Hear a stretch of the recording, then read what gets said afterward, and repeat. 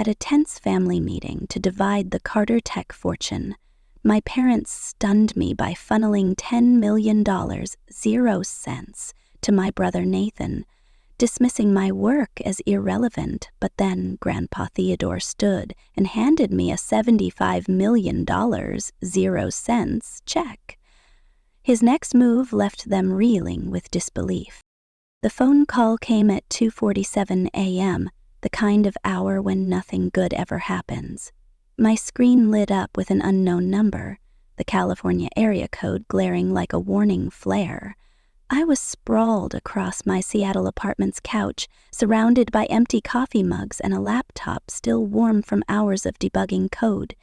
Sleep had been a distant dream, chased away by the relentless pressure of a failing project. I hesitated, my thumb hovering over the decline button. Who calls at this hour? Nobody I wanted to talk to, that's for sure, but something, maybe instinct, maybe exhaustion, made me swipe right. Evelyn Carter. The voice was crisp, formal, like a courtroom clerk reading a verdict. This is Margaret Voss, attorney for Theodore Carter. Your grandfather requires your presence at Seacliff Manor this weekend. It's urgent. I sat up, heart kicking against my ribs like it was trying to break free. Urgent? Is he okay? What's going on? Details will be provided upon your arrival, Margaret said, her tone clipped, unyielding. The meeting concerns Carter Tech's future and your role in it. Be there by Friday evening. The line went dead before I could ask anything else. My role? In Carter Tech? The words didn't compute. Carter Tech was my family's empire, a tech juggernaut built by my grandfather and polished to a shine by my father, Victor. It was Nathan's domain, my older brother, the golden boy whose face was plastered on every tech magazine from here to Tokyo. Me? I was the overlooked Carter, the one who'd chosen a life of code and chaos over the family spotlight. What could Theodore possibly want with me? I stared at the dark screen, my reflection distorted in the glass. A mess of dark curls, tired eyes, and a jaw clenched tight enough to crack walnuts. My grandfather's estate, Seacliff Manor, was a 6-hour drive down the Pacific coast, a sprawling fortress of glass and stone perched on cliffs that seemed to defy gravity. I hadn't been there in years, not since the last disastrous family gathering, where Nathan's smug grin and my parents' indifference had driven me to leave early, citing a non-existent deadline. But Theodore's summons wasn't something you ignored. At 82, his health had been the subject of whispered rumors. Cancer, heart failure, or just the weight of time. If this was about his will, or worse, his final wishes, I had to go. But the word urgent gnawed at me, a splinter under my skin.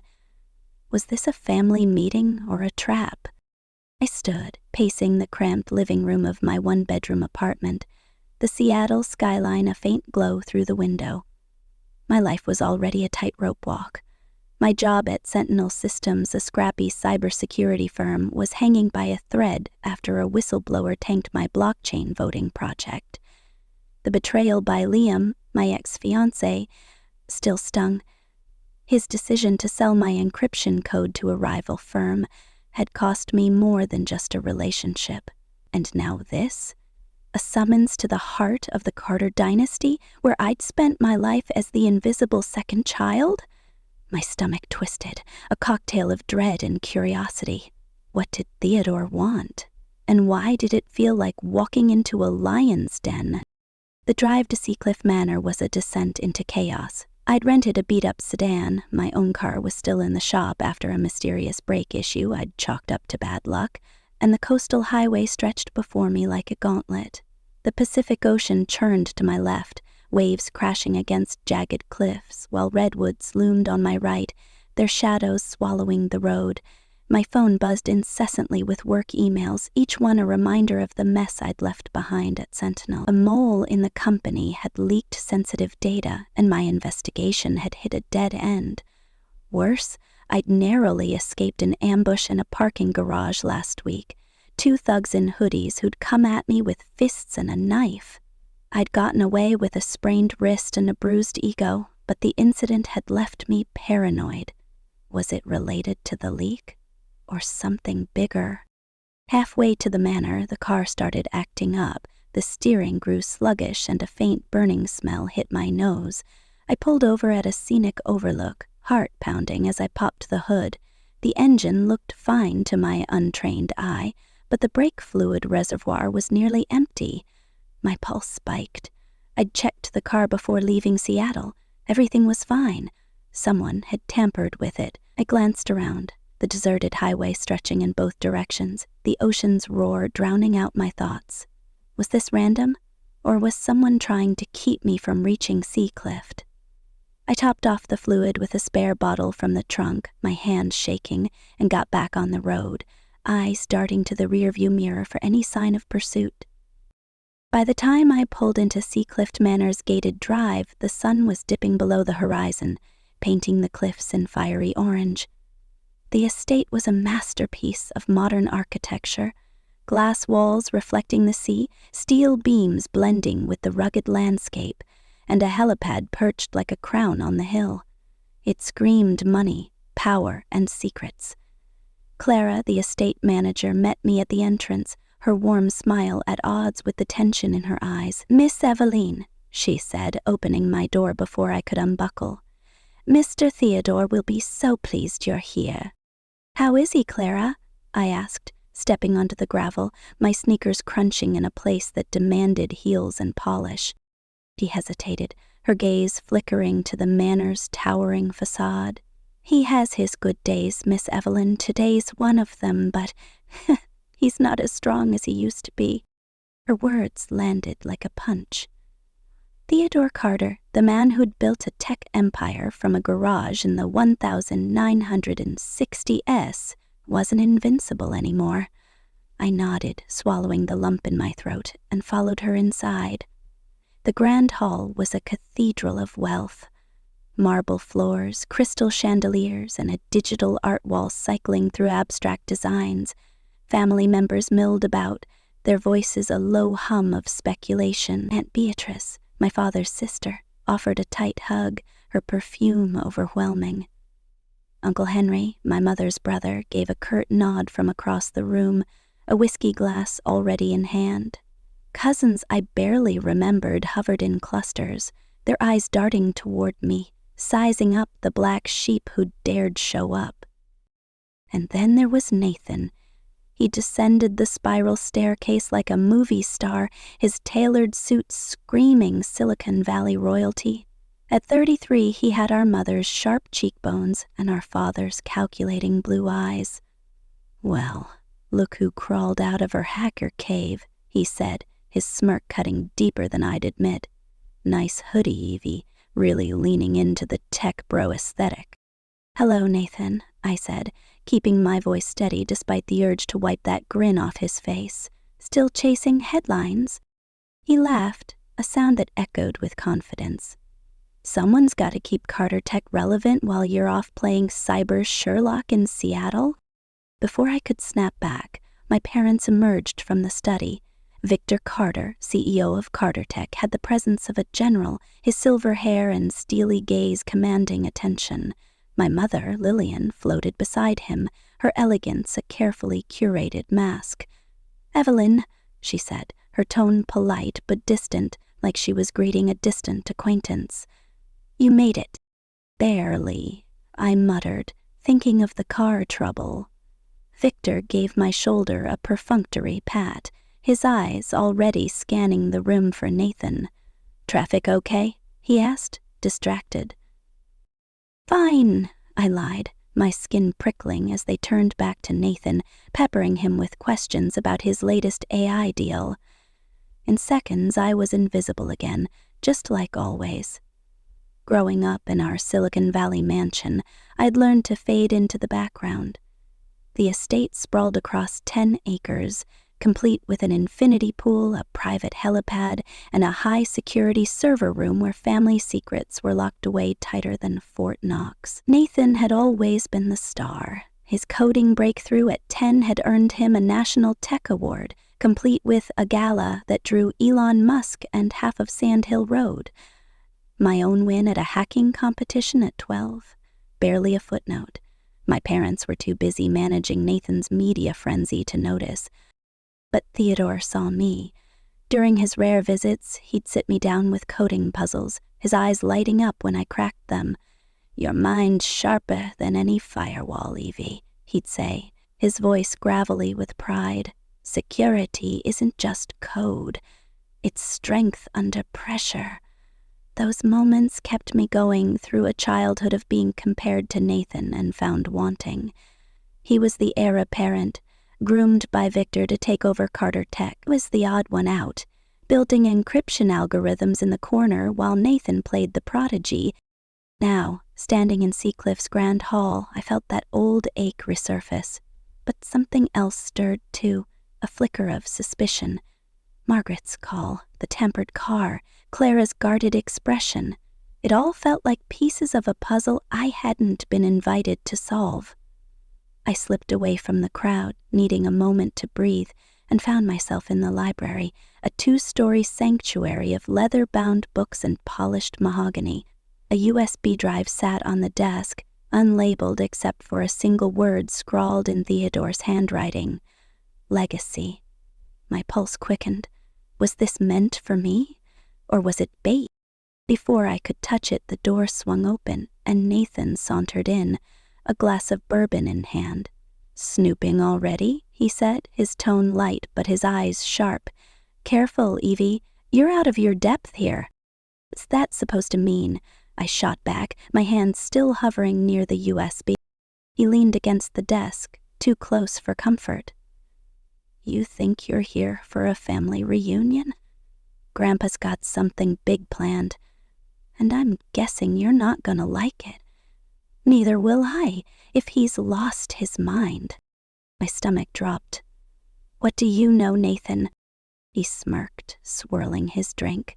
"Enough to know this weekend's about to blow up. Better buckle up, little sister." Dinner was a battlefield disguised as a banquet.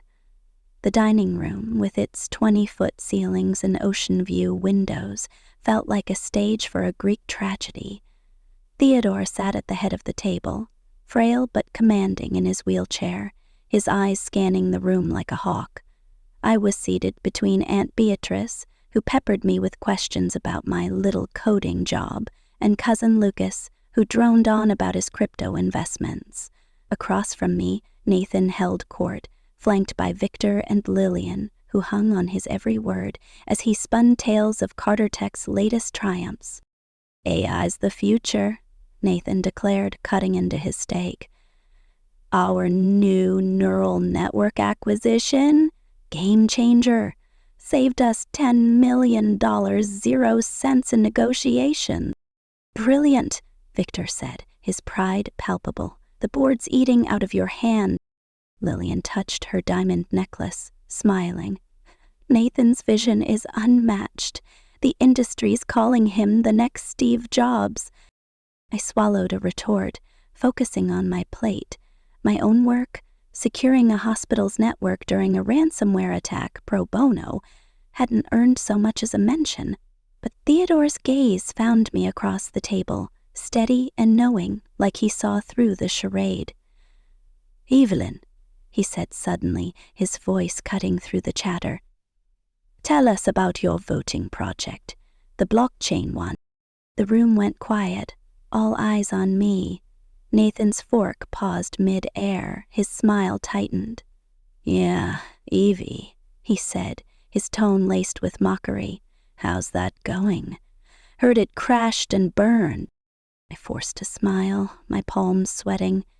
"It hit a setback," I admitted, choosing my words carefully. "A whistleblower leaked manipulated data. But we're rebuilding. It's about secure democracy, not just tech." "Sounds noble," Lillian said, her tone implying it was anything but. "But perhaps you should consider joining Carter Tech. Nathan could use your skills." The suggestion stung, but before I could respond, my phone vibrated in my pocket. I glanced at the screen. A notification from my security software. Someone was trying to access my laptop remotely right now. My heart raced. The library USB flashed in my mind. Was someone watching me? Testing me? "Excuse me," I said, standing abruptly. "I need to check something." Nathan raised an eyebrow. "Running away already?" I ignored him, slipping out to the hallway and pulling up my laptop's security logs on my phone. The intrusion attempt was sophisticated, targeting my project files.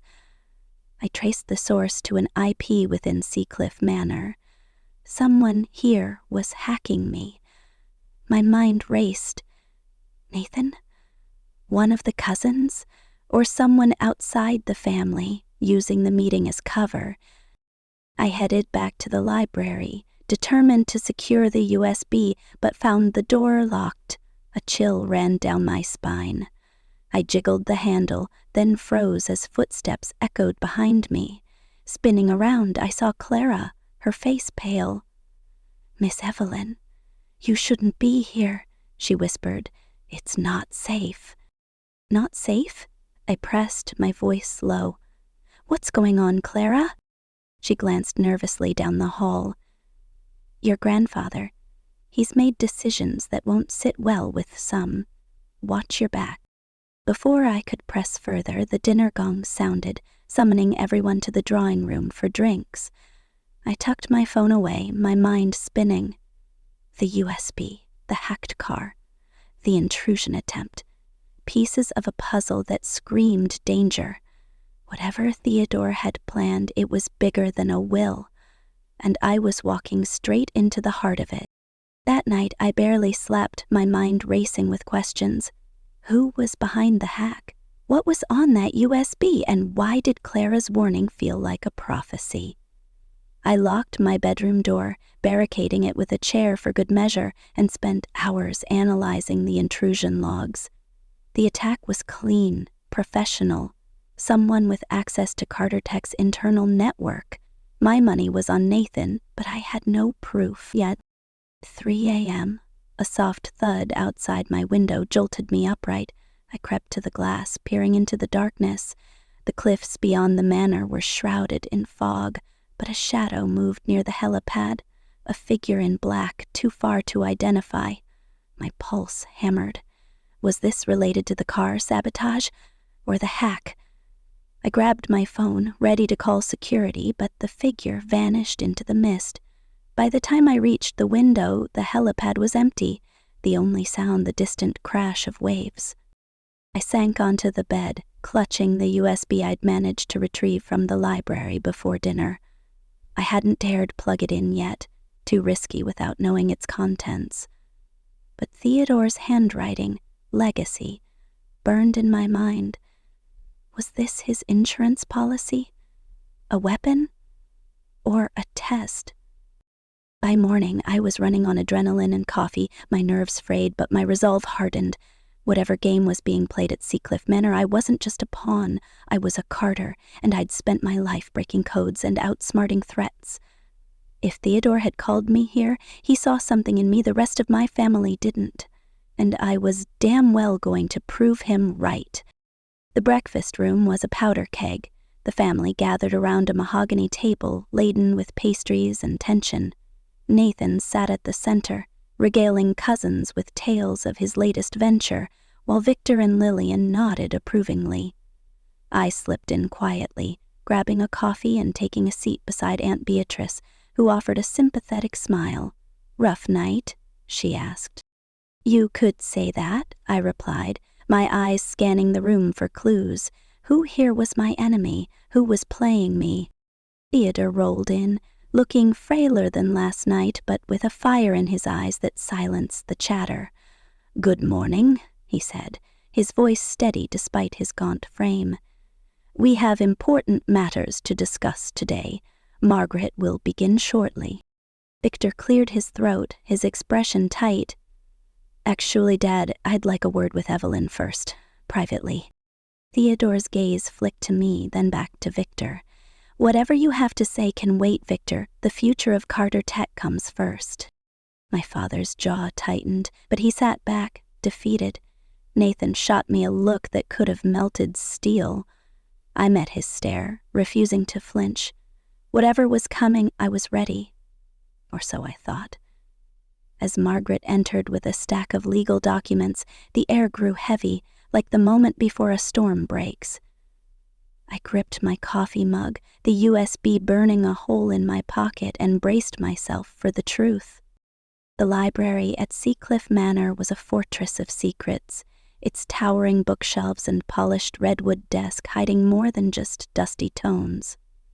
Morning light streamed through the floor-to-ceiling windows, glinting off the ocean beyond, but the air inside was thick with tension, like the moment before a server crash. I stood near the door, the mysterious USB-labeled Carter Legacy burning a hole in my pocket, its encrypted contents a riddle I hadn't dared to crack. My heart pounded as Margaret Voss, Theodore's attorney, arranged a stack of legal documents on the desk, her movements precise, almost ceremonial. My family sat in a semicircle of leather chairs, their faces a mix of anticipation and suspicion. Nathan, my older brother, lounged with his usual arrogance, his tailored suit a stark contrast to my faded hoodie and jeans. My father, Victor, sat ramrod straight, his CEO demeanor radiating control. My mother, Lillian, clutched her pearls, her eyes darting between Nathan and me, as if calculating her next move. Theodore, frail but fierce in his wheelchair, anchored the room with a gaze that could cut through steel.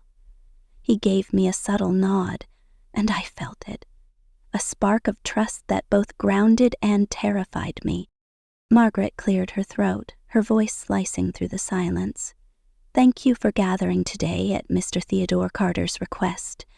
We're here to discuss the future of Carter Tech and the Carter Legacy Trust." The room shifted, relatives leaning forward, their whispers dying out. Victor straightened, his jaw tight, clearly expecting a coronation for Nathan. I gripped the edge of my chair, my mind racing back to last night's events. The remote hack on my laptop, the shadow by the helipad, Clara's whispered warning. It's not safe. Whatever was about to unfold, it wasn't just about money or titles. It was a reckoning. Victor stood, his presence commanding the room like he was addressing a boardroom. "Before we dive into legalities, Lillian and I have an announcement." He produced an envelope from his jacket, his smile practiced but cold.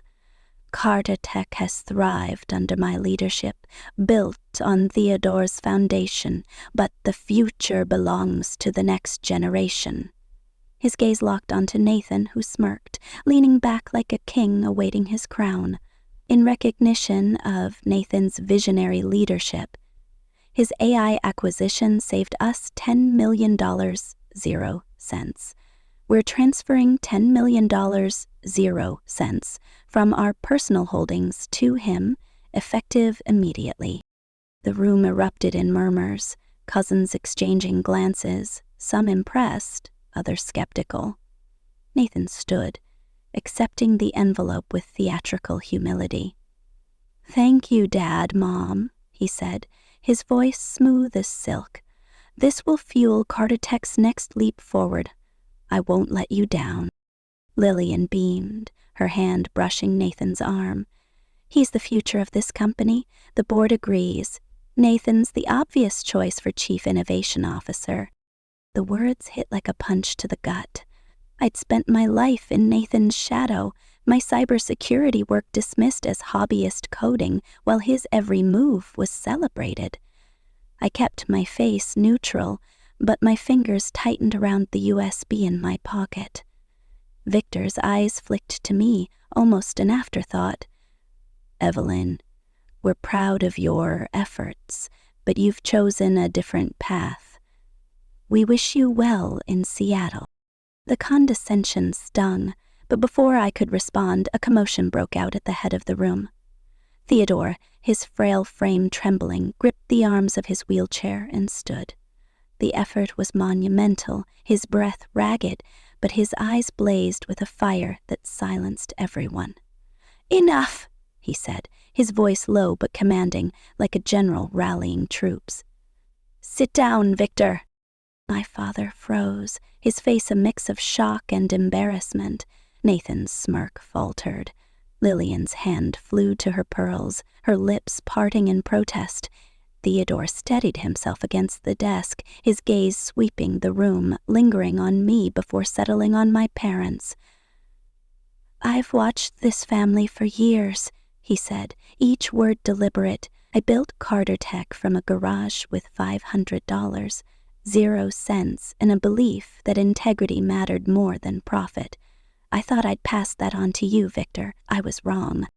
The room was so quiet I could hear the distant crash of waves against the cliffs. My heart raced, sensing the ground shifting beneath us. Theodore's voice grew stronger, cutting through the tension. "I've seen what you value. Headlines, power, and a son who mirrors your worst instincts." "Nathan, your AI deal?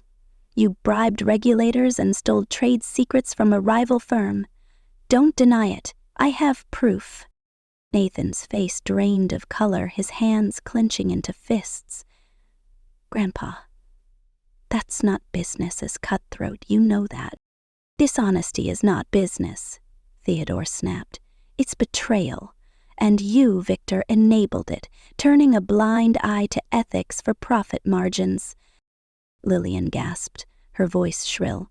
"Maxwell, how dare you? Nathan's made Carter Tech a global leader." Theodore ignored her, his eyes locking onto mine. "Evelyn, come here." My legs felt like jelly as I crossed the room, every eye on me, some curious, others hostile. Theodore reached into his jacket and pulled out a plain white envelope, my name scrawled across it in his familiar handwriting. "Open it," he said softly. With trembling fingers, I tore it open. Inside was a check for $75 million, 0 cents, made out to me. The room erupted in gasps, chairs scraping as relatives leaned forward. I stared at the number, my mind blank. This couldn't be real. "Grandpa, It's real," he said, his voice steady. "And it's just the beginning. Margaret, proceed." Margaret adjusted her glasses, unfazed by the chaos. "Mr. Carter has established the Carter Legacy Trust, controlling all Carter Tech entities, properties, and investments. Evelyn Carter is named sole trustee, effective immediately." The room exploded. Victor leapt to his feet, his face red. "This is insanity. You're handing the company to her? She's a hacker, not a leader." Nathan slammed his fist on the armrest. "You're out of your mind, Grandpa. Evelyn? She's never even set foot in a boardroom." Lillian stood, her voice trembling with rage. "Maxwell, you can't bypass your own son for her. This is a mistake." Theodore raised a hand, silencing them. "My money, my choice. Evelyn understands what you never did. Wealth is a responsibility, not a privilege. Her work, securing hospitals from cyber attacks, building secure systems for communities, shows more integrity than your entire boardroom combined." I stood there, clutching the check, my mind reeling. Sole trustee of Carter Tech, the company that powered half the world's AI and cloud infrastructure? I was a cybersecurity expert, not a CEO. But Theodore's faith in me, his unwavering certainty, anchored me in the storm. I met his gaze, and for the first time I felt truly seen, not as Nathan's shadow, but as Evelyn Carter, the one he trusted to carry his legacy. "Grandpa," Nathan hissed, stepping forward. "You're not thinking clearly. Evelyn's been manipulating you, hasn't she? Playing the underdog while scheming for this." The accusation was so absurd I almost laughed, but the venom in his eyes stopped me cold. "I didn't ask for this, Nathan," I said, my voice steady despite the chaos. "I'm as shocked as you are." "Liar," he spat, his face inches from mine. "You've always been jealous, lurking in the background, waiting for your moment." "Enough." Theodore's voice boomed, startling even Victor. Evelyn has never spoken a word against you, Nathan. Your actions, bribing, stealing, undermining your own team, speak for themselves. I've had investigators watching you for years. I know everything." The room fell silent, the weight of his words crushing. Nathan's bravado crumbled, his shoulders slumping. Victor's face was a mask of fury, but he said nothing, his hands clenched at his sides.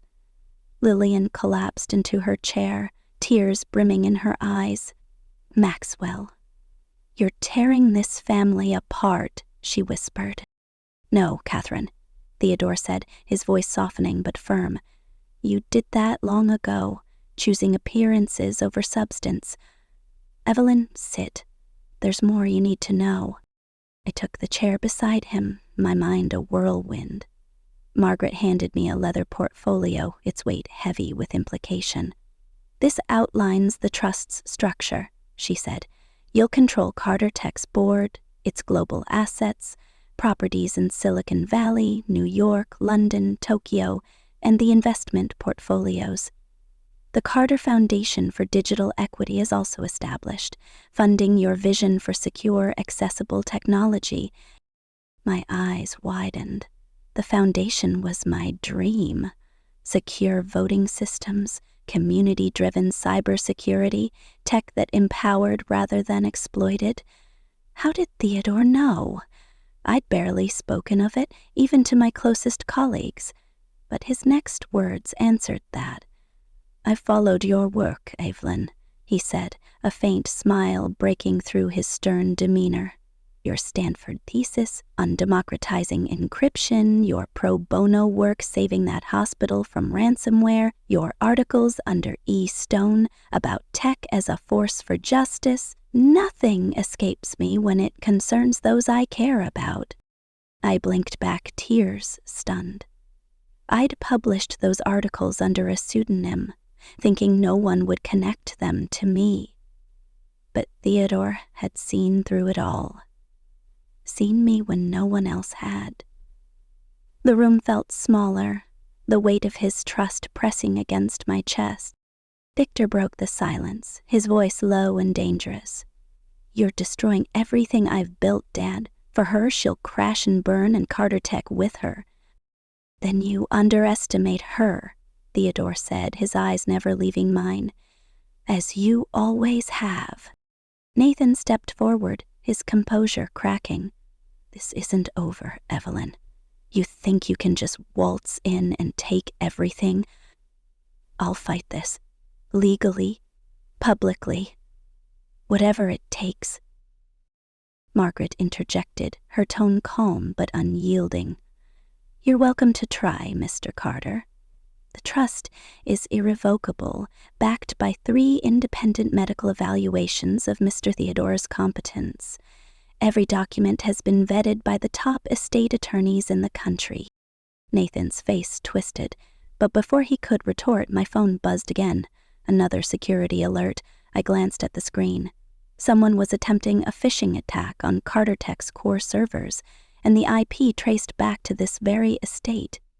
My blood ran cold. Nathan's team? Or someone else entirely? I stood, my voice cutting through the tension. "Excuse me, I need to handle something." Victor's eyes narrowed. "Running already?" "No," I said, meeting his gaze. "Protecting what's mine." I slipped out to the hallway, my fingers flying across my phone as I initiated a lockdown protocol. The attack was sophisticated, targeting Carter Tech's proprietary AI algorithms. If it succeeded, it could cripple the company's infrastructure, costing billions. I traced the source to a guest Wi-Fi network in the manor. Someone here was behind it. My mind flashed to Nathan's threat, but the timing felt too perfect, too orchestrated. Was this part of a larger plan? I returned to the library just as Nathan stormed out, Victor and Lillian trailing behind him. The door slammed, the sound echoing like a gunshot. The remaining relatives, Beatrice, Henry, and a handful of cousins, stared at me, their expressions a mix of awe and unease. Aunt Beatrice approached, her voice low. "Well, that was a show. Theodore's got a knack for shaking things up." "Is it true?" I asked, turning to her. "Did Nathan really bribe regulators?" She nodded, her lips pursed. "And more, your grandfather's been watching him for years, Evelyn. He's seen things you wouldn't believe." Theodore gestured for me to sit beside him again, his nurse adjusting his blanket. "They'll fight you," he said quietly, his voice heavy with exhaustion. "They'll try to make you doubt yourself. Don't let them. I've watched you for years. Your resilience, your integrity. You're ready, even if you don't feel it yet." I swallowed hard, the $75 million 0 cents check still in my hand, its weight surreal. "Grandpa, I'm not a CEO. I'm a coder. How am I supposed to run Carter Tech?" "You don't need to run the daily operations," he said. "That's what trusted executives are for. What Carter Tech needs is a leader with vision, someone who won't sell its soul for a stock bump. You've proven that with every system you've secured, every community you've helped." Margaret handed me another folder. "This contains profiles of executives who share your values," she said. "They've been sidelined by Victor and Nathan for refusing to play dirty. They'll be your allies." I opened the folder, scanning names and credentials.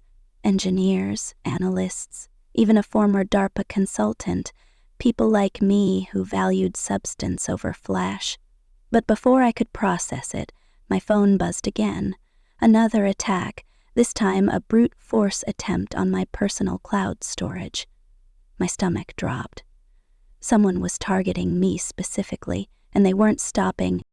"Grandpa," I said, my voice low, "someone's hacking Carter Tech's servers, right now, from inside the manor." His eyes narrowed, a flicker of the old fire returning. "Handle it, Evelyn. Show them who you are." I nodded, slipping out to the manor's server room, a high-security vault hidden behind a false bookcase. The room hummed with the quiet power of Carter Tech's private cloud, its air-conditioned chill raising goosebumps on my arms. I plugged my laptop into the mainframe, my fingers flying as I traced the attack. The code was familiar, too familiar. It matched the signature of the hack on my laptop yesterday. Someone close to Nathan, maybe even Nathan himself, was playing a dangerous game. As I worked, a shadow moved in the corner of my vision. I spun around, heart in my throat, but the room was empty. Or was it? A faint click echoed from the door, and I realized it was locked from the outside. My pulse skyrocketed. I was trapped. The server room's oxygen levels were controlled remotely, and if someone wanted to make a point, suffocation was a quiet way to do it. I banged on the door, shouting, but the soundproof walls swallowed my voice. My phone had no signal. Jammed, no doubt. Panic clawed at me, but I forced it down, channeling the focus that had gotten me through countless all-nighters. I hacked into the manor's security system, overriding the lock protocol. The door clicked open, just as my vision started to blur from the thinning air. I stumbled into the hallway, gasping, and found Clara waiting, her face pale. "Miss Evelyn, thank God," she whispered. I saw the cameras go dark and came running. "Who did this?" I demanded, my voice hoarse. She shook her head, her eyes wide with fear. "I don't know, but you need to be careful. This family, they play for keeps." I nodded, my mind racing. The hack, the locked server room, the tampered car. Someone wanted me out of the picture. But who? Nathan with his bruised ego? Victor, desperate to protect his legacy? Or someone else, lurking in the shadows of Seacliff Manor? The afternoon was a blur of strategy and suspicion. I sequestered myself in my room, the USB still unopened, my laptop fortified with every security protocol I knew. The attack on Carter Tech's servers had been contained, but the damage was done. Sensitive project data had leaked to a competitor, and the press was already sniffing around. Nathan's doing, I was sure, though I had no proof. Yet, a knock at my door startled me. It was Beatrice, holding a tray of sandwiches and coffee. "Thought you could use this," she said, her smile warm but cautious. "It's a war zone downstairs. Nathan's been on the phone with lawyers, and Victor's rallying board members." "Thanks," I said, taking the tray. "What's the mood?" She sighed, settling into a chair. "Chaos. Lillian's playing the victim, saying Theodore's lost his mind. Nathan's spinning stories to the press, claiming you manipulated your grandfather. And Victor, he's dangerous when cornered, Evelyn. Be careful." I nodded, my mind flashing to the USB. "Beatrice, do you know anything about a hidden ledger?" "Grandpa mentioned it. Said it documented Carter Tech's shady deals." Her eyes widened, then darted to the door. "Keep your voice down," she whispered. "If that ledger exists, it's a bomb waiting to go off. Theodore always kept secrets, even from Victor. If he gave you something, guard it with your life." Her words sent a chill through me. I glanced at the USB, now hidden in my bag. What was on it?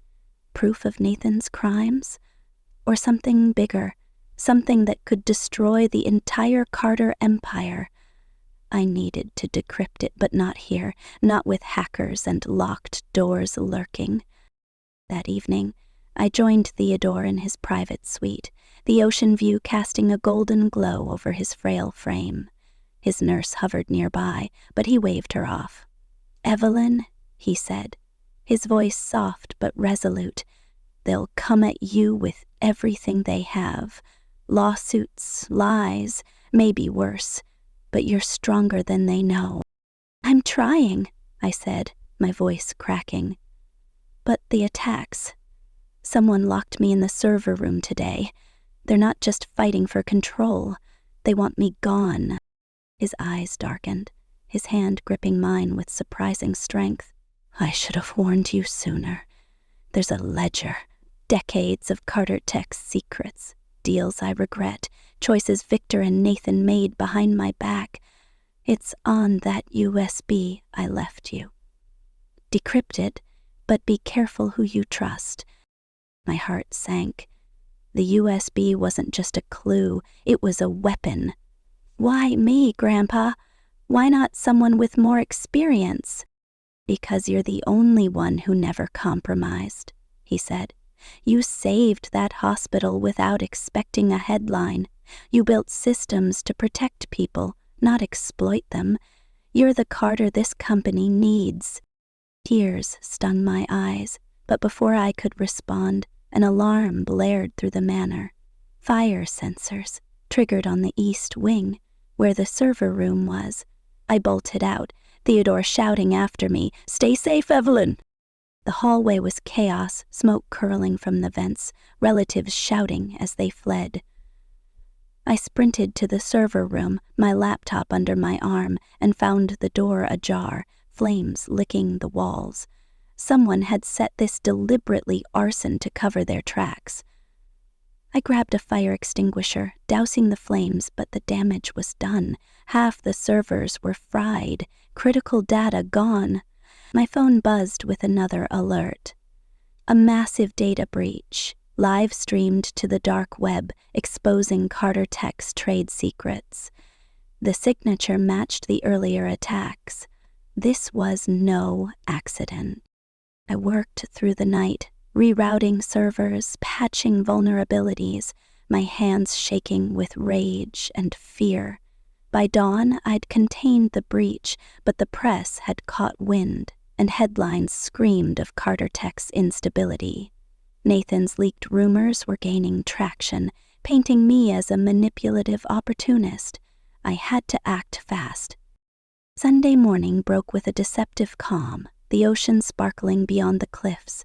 I hadn't slept, my eyes burning as I decrypted the USB in a hidden corner of the library. The files revealed a bombshell, a ledger detailing Carter-Tech's history of regulatory bribes, patent theft, and offshore accounts. Nathan's name was everywhere, but so was Victor's, and, shockingly, Lillian's. A cryptic note hinted at her involvement in the company's founding, a secret even Victor didn't know. My mother, the poised philanthropist, had a past darker than I'd imagined. What had she done? And why had Theodore kept it from me until now? I confronted Theodore in his suite, the ledger open on my laptop. "This could ruin them," I said, my voice trembling. "Why give it to me?"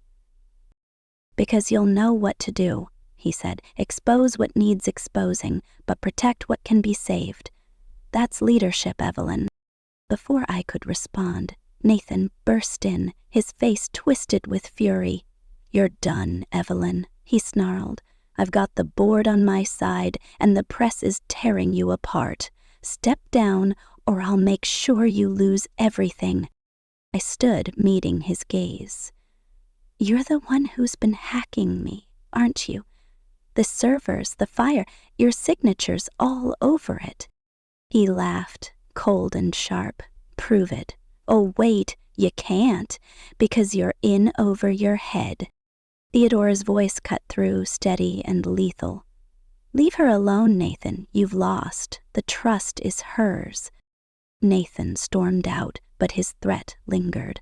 I knew he wouldn't stop, not until he'd taken everything.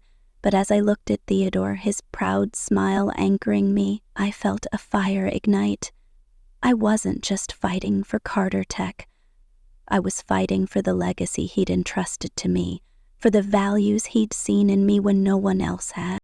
6 months later, I stood on a stage in San Francisco, the Digital Equity Foundation's first project, a secure voting platform, launching to a global audience. The past months had been a gauntlet. Nathan's startup, funded by a shadowy offshore group tied to the ledger, had collapsed under scrutiny.